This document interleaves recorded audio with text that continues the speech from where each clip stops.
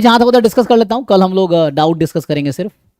तो देखो इसमें क्या है, an है sequence of real number such that a1 तो आपका √6 है एंड an प्लस वन जो है √6 प्लस √an। अच्छा, तो consider the following statement, an increasing है, लिमिट 2 है। बताइए जिन लोगों ने सॉल्व किया है। सर 1 होगा, 1 होगा, इंक्रीजिंग। लिमिट 3 आ रहा है शायद। अच्छा ओके, तो लिमिट a2 3, अगर हाँ, a2 अगर इसलिए 2 निकालेंगे डिस्कार्ड हो तो जाएगा। 6 प्लस √6 जो कि मोर देन a1 है ना।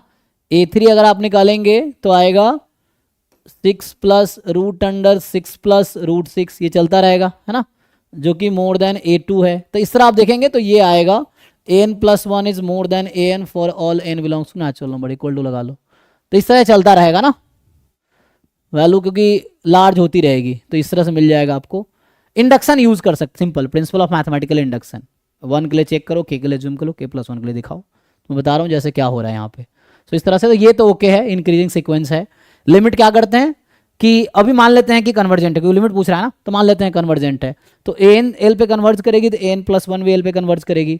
सो limit l is equal to 6 plus l, squaring both side, l square is 6 plus l, so L square L minus 6 is 0। यहाँ से आप 3 आ जाएगा, क्वाड्रेटिक फॉर्मूला लगा के 3 आएगा। दूसरा क्या आता है -2। -2। तो नेगेटिव लिमिट हो नहीं सकता क्योंकि सीक्वेंस का कोई भी टर्म नेगेटिव नहीं है। तो लिमिट होने का मतलब है उसके नेबरहुड में इन्फिनाइटली मेनी टर्म सीक्वेंस के आएंगे, है ना, या कुछ टर्म के बाद सारे टर्म उसके नेबरहुड में चले जाएगा, तभी वो लिमिट है। तो -2 भी तो कभी जाएगा ही नहीं, तो 3 इज द लिमिट। और पॉसिबल है, आप देख सकते हो कि यस √6 था, है ना, 1 पॉइंट समथिंग। तो ये इंक्रीजिंग सीक्वेंस है, √6 से स्टार्ट होगा और सारे नंबर 3 के नेबरहुड में जाए, खत्म हो जाएगा, है ना। ये है, तो कहने मतलब अगर ये भी पूछता आपसे तो आप सिंपली बोल सकते हैं कि सीक्वेंस के जितने टर्म्स हैं इसी में होगा for all n belongs to natural number, है ना, सारे टर्म इस बीच में ही आएगा। an is between √6 and 3 for all, कई बार ये भी ऑप्शंस बन के आया है एग्जाम में, मिलेगा आपको। So for all n natural number, यहाँ पे ये है क्योंकि इंक्रीजिंग सीक्वेंस है तो कहाँ कन्वर्ज करेगी, लिस्ट अपर बाउंड पे, सुप्रीमम पे, जो कि 3 है यहाँ पे, तो लिस्ट अपर बाउंड 3, तो an सीक्वेंस के सारे टर्म √6 और 3 के बीच ही होगा, 3 से परा कोई टर्म नहीं होगा। ये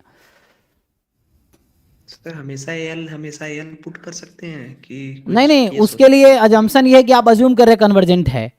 अगर कन्वर्जेंट नहीं होता एग्जाम्पल तो कुछ एब्सर्ड वैल्यू आ जाती, एग्जाम्पल -2 -1 आ जाती, तो ऐसा उसका मतलब आपको समझना होगा कि कोई भी ऐसा नंबर आ नहीं रहा जो कि पॉसिबल है, so means it is divergent, that's why.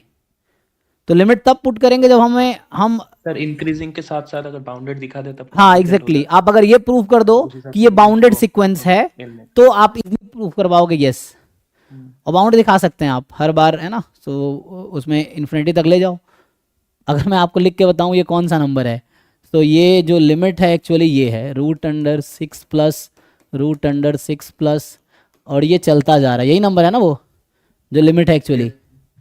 क्योंकि आपने a1 में जब लिखा था तो √6 लिखा था, a2 में आपने लिखा 6 प्लस √6, a3 लिखोगे चलता जाएगा। तो जो an है एक्चुअली मैं बात कर रहा हूँ लिमिट, तो उस तरीके से नहीं भी जाओगे तो यहाँ से एक पैटर्न दिख जाता है कि ये है, और ये निकालना मुश्किल नहीं है।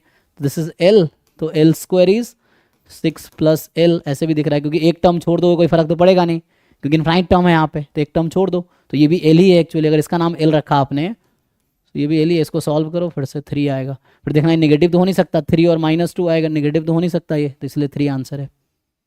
तो ऐसे भी कर सकते हैं। तो चलिए अगले क्वेश्चन पे आते हैं। तो जो